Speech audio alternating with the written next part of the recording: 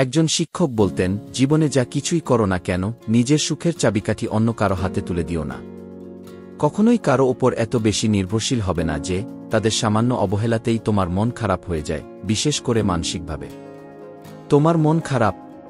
তাহলে হেমন্তের গান শুনো, নিজের জন্য এক কাপ ধোয়া ওঠা কফি বানাও, বিকেলের মিষ্টি রোদে আপনমনে হাঁটো, কিংবা প্রিয় লেখকের বইয়ে ডুব দাও। যদি কোনো সৃজনশীলতা থাকে তবে সেটাই হোক তোমার সঙ্গী। অন্যকে ব্যঙ্গ করে স্ট্যাটাস দেওয়া, নিজের দুঃখ দুর্বলতা সবার সামনে প্রকাশ করা, এগুলো কোনো পরিণত মানসিকতার পরিচয় নয়। খুব বেশি একা লাগলে বা মন খারাপ হলে ঘর অন্ধকার করে কিছুক্ষণ চুপচাপ বসে থেকো, প্রার্থনা করো। পুরনো স্মৃতি মনে করো, হাসো, কাঁদো, কিন্তু নিজের সাথে এমন একটা সম্পর্ক গড়ে তোলো যেন দুঃখের দিনগুলোতে কাউকে না পেলেও নিজেই নিজের সবচেয়ে কাছের বন্ধু হয়ে উঠতে পারো। যদি কোনো কাজে সফল হও, নিজেকে পুরস্কৃত করো। যদি ব্যর্থ হও, নিজের সাথে একটু অভিমান করো, কিন্তু হাল ছাড়বে না। তবে কখনোই অন্যের চোখে নিজের পারফেকশন খোঁজার ভুল করো না।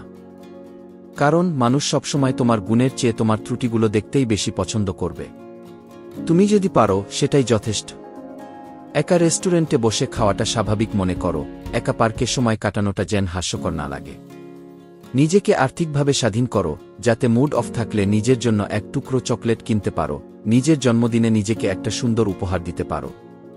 সুবিধাবঞ্চিত শিশুদের নিয়ে জন্মদিনের আনন্দ ভাগাভাগি করো, নিজের পছন্দের পোশাক নিজের জন্য নিজেই কিনতে পারো। মাঝে মধ্যে নিজেকে কিছু ফুল উপহার দাও। ঘরের কোনায় একটা ফুল রাখো, সুন্দর সুবাস মন ভালো করে দেবে। সবার মন জয় করাও তোমার দায়িত্ব নয়, কারণ পৃথিবীর কেউই সবার কাছে গ্রহণযোগ্য হতে পারেনি। তাই যেখানে প্রয়োজন সেখানে কি না গি বলতে শেখো।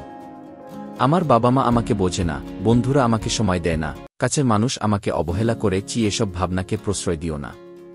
কারণ এগুলো আসলে তোমার নিজের তৈরি করা মানসিক চাপ। কেন নিজেকে অন্যের বিরক্তির কারণ বানাবে? বরং এমন এক ব্যক্তিত্ব গড়ে তোলো যাতে তোমার উপস্থিতিই সম্মানের অনুভূতি সৃষ্টি করে।